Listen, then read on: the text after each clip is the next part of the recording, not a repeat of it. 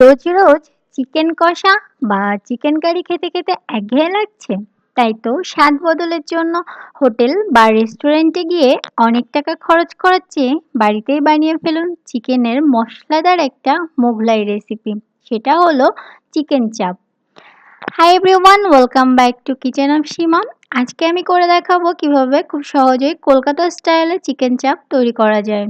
এবার আমার recipe follow করে তৈরি করে ফেলুন চিকেন চাপ আর বাদশাহী মেজাজে জমিয়ে খান।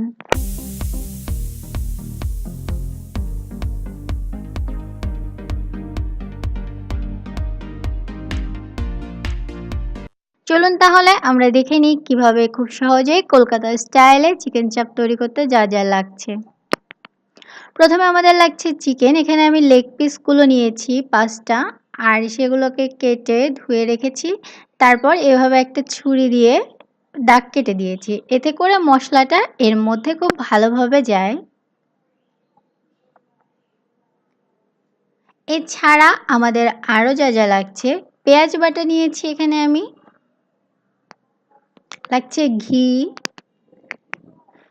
পেঁয়াজ কুচি লাগছে, আমি ছোট ছোট কিউব করে কেটে নিয়েছি, কাজু বাদাম বাটা লাগছে, আদা বাটা,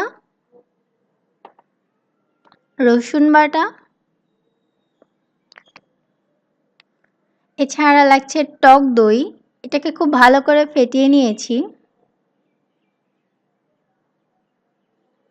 লাগছে পোস্ত বাটা,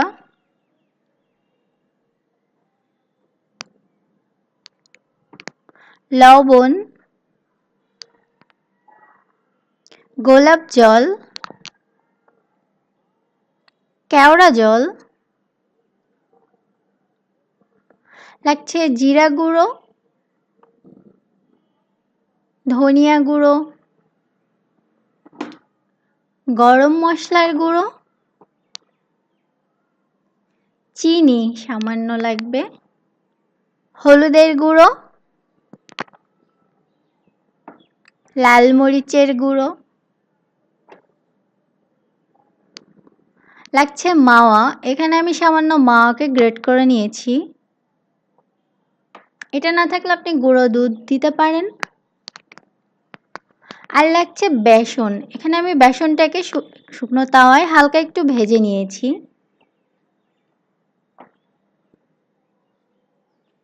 এবার এই চিকেনের পিসগুলোর সাথে আমি প্রথমে টক দই দিয়ে দিচ্ছি, পোস্ত বাটা দিয়ে দিচ্ছি, কাজু বাদাম বাটা দিয়ে দিচ্ছি,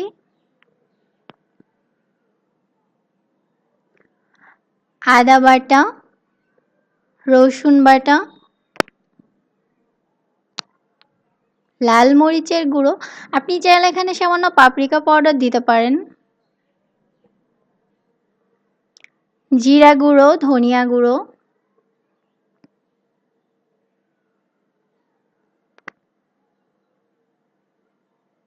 সামান্য গরম মশলার গুঁড়ো, লবণ,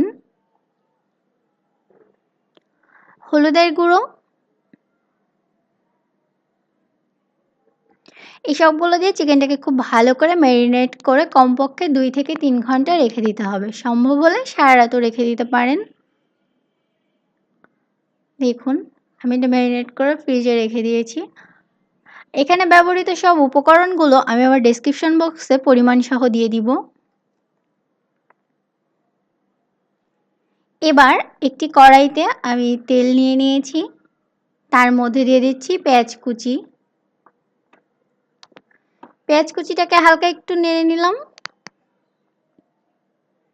এখন এর মধ্যে আমি পেঁয়াজ বাটাটা দিয়ে দিচ্ছি।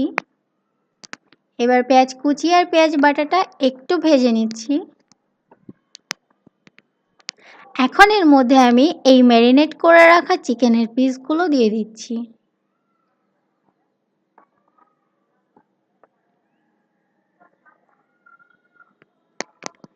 এগুলোকে একটু নেড়ে চেড়ে উল্টিয়ে পাল্টিয়ে ভালো করে ভেজে নিচ্ছি।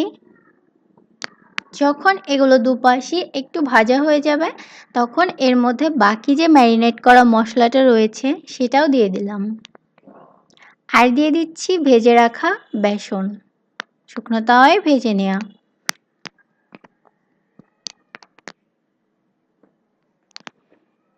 এবার এই বেসনটাকে মাংসের সাথে আর এই ম্যারিনেট করা মশলার সাথে ভালো করে নেড়েচেড়ে মিশিয়ে দিচ্ছি।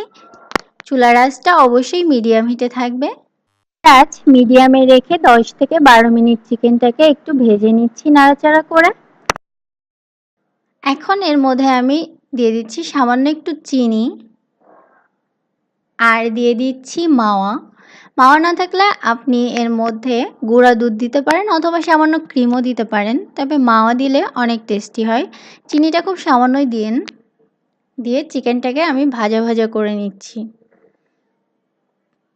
এবার ওই মশলার বাটি থেকে সামান্য ধুয়ে একটু জল দিয়ে দিচ্ছি।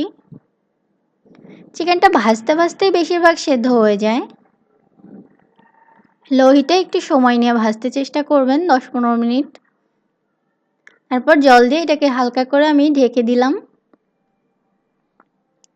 দেখুন আমাদের তেলটা উপরে উঠে এসছে, মশলা সহ এটা কষানো হয়ে গেছে। এবার এর মধ্যে আমি দিয়ে দিচ্ছি সামান্য পরিমাণ গোলাপ জল, কেওড়া জল আর ঘি। আর সেই সাথে দিয়ে দিতে হবে 3 থেকে 4 ফোঁটা মিঠা আতর। তারপর এটাকে ঢেকে দিতে হবে কয়েক মিনিটের জন্য। এবার কিছুক্ষণ দমে রেখে দিতে হবে, তারপর নেড়েচেড়ে নিতে হবে। দেখুন আমাদের চিকেন চাপটা হয়ে এসেছে। আমি আবারও বলছি, এখানে সব উপকরণের পরিমাণগুলো আমি ডেসক্রিপশন বক্সে দিয়ে দিয়েছি। দেখুন আমাদের চিকেন চাপটা রেডি হয়ে গেছে, খুব সহজেই তৈরি হয়ে গেল কলকাতা স্টাইলের চিকেন চাপ। আশা করি আপনাদেরও ভালো লাগবে, খেতে ভীষণ সুস্বাদু। আপনারা এটা তৈরি করেন আর আমাকে জানান কেমন লাগলো। যারা এখনও আমার চ্যানেলটি সাবস্ক্রাইব করেননি, প্লিজ আমার চ্যানেলটি সাবস্ক্রাইব করে চ্যানেলের সাথেই থাকুন। এতক্ষণ সাথে থেকে ভিডিওটি দেখার জন্য অসংখ্য ধন্যবাদ।